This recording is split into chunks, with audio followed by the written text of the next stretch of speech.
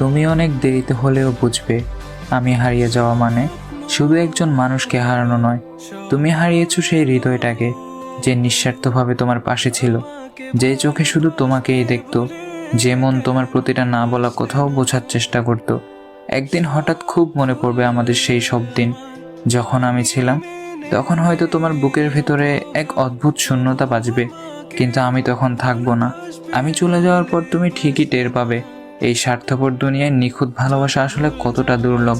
ভালোবাসার অভাবে, অনুভবের দারিদ্র্যে তুমি ধীরে ধীরে পুড়ে যাবে। আমি যখন তোমার চারপাশে ছিলাম, তুমি বুঝে ওঠোনি আমার গুরুত্ব।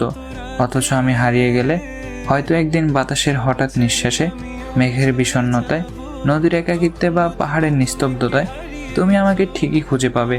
কিন্তু সে পাওয়াটা হবে শুধু অনুভবে, বাস্তবে নয়। তখন হয়তো মনে হবে, ইস, যদি আর একবার সময়কে পেছনে নেওয়া যেত। কিন্তু সময় তো আর কারোর জন্য থেমে থাকে না। মানুষ যখন চুপচাপ সরে যায়, তখন সে আর আগের মতো ফেরে না।